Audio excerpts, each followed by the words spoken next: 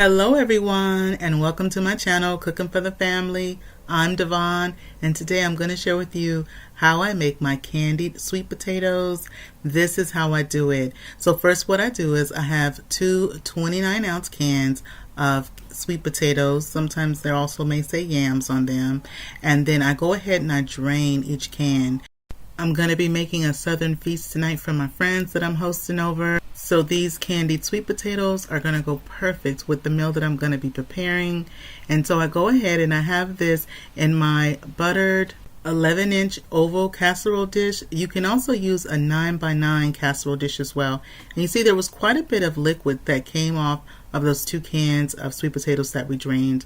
So while I'm doing this, I also have my oven. It is preheating on 400 degrees.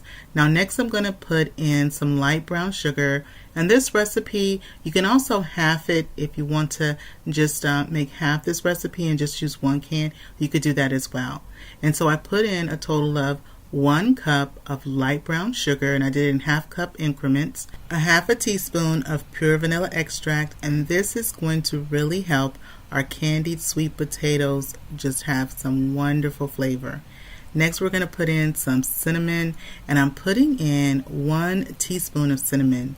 Now if you are new to my channel, welcome in, and if you're a returner, welcome back. And I want to thank all my wonderful subscribers for your likes, your shares, your subscribes, your good vibe comments. I truly appreciate it. And if you are new here, I hope you enjoy the content and consider subscribing. Now next I put in a little bit of extra warming spice, and that was some ground nutmeg, and I put in 1/4 of a teaspoon of ground nutmeg.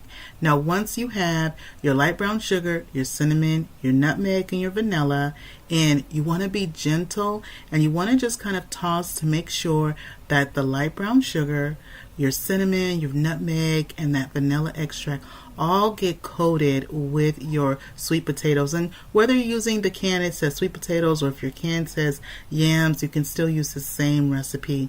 Then I even everything out in my casserole dish, and then next we're going to put on some butter, and I'm using salted butter. And that's how Mom did it. This is how my mom made her sweet potatoes when she made her candied sweet potatoes from the can. And so we're going to put on our butter, and we're going to be using 8 tablespoons of butter. These are buttery. These are delicious. These are the candied sweet potatoes from my childhood, the ones that graced our table for Thanksgiving, for Christmas. These are the sweet potatoes. I cover my casserole dish tightly with foil. They're going to bake in the oven for 25 to 30 minutes till they're nice, hot, and bubbly at 400 degrees. So our sweet potatoes have been baking for 30 minutes. We're going to go ahead and check on them, and they are looking good. Oh my gosh. I gotta just stir them around just a bit. Let's go ahead and give them a taste.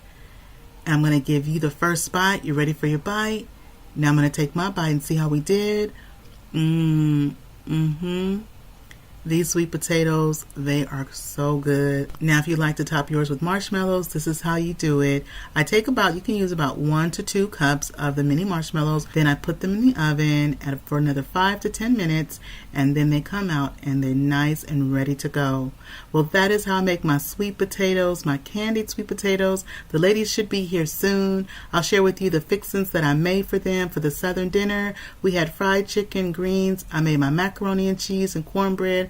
I'll put a link in the description box below for those recipes and vlogs as well. And that was our dessert, pecan pie and apple pie with my homemade flaky buttery crust. Don't forget to show this video some love, give it a thumbs up, click share this video with a friend or family, and there'll be a list of ingredients in the description box below.